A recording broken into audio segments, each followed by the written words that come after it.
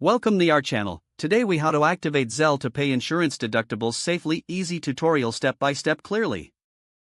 To activate Zelle for paying insurance deductibles, begin by ensuring you have a compatible bank account.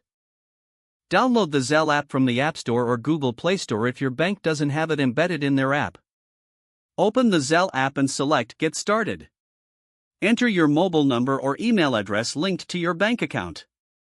Choose the payment method you wish to connect, either via a debit card or a bank account. If you select a debit card, provide the card details as requested. For bank account connections, follow the prompts to verify your account information. Once completed, you may receive a verification code via SMS or email. Enter the verification code in the app to confirm your account. Now, navigate to the home screen of the Zelle app.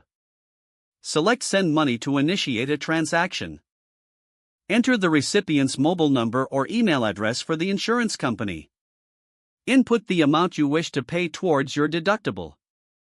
Consider adding a note to specify that this payment is for your insurance deductible. Review the payment details for accuracy before proceeding. Once confirmed, tap Send to complete the transaction. You will receive a notification confirming the payment has been successfully sent.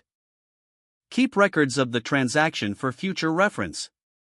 Follow up with your insurance company to ensure they receive the payment.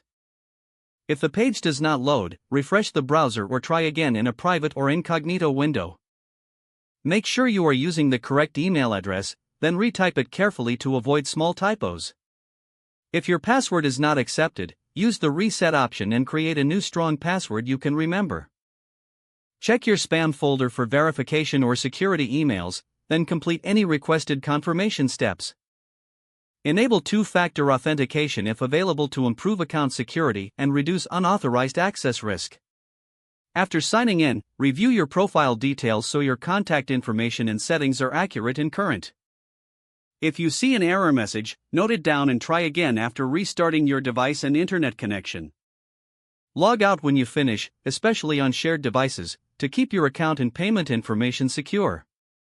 If the page does not load, refresh the browser or try again in a private or incognito window.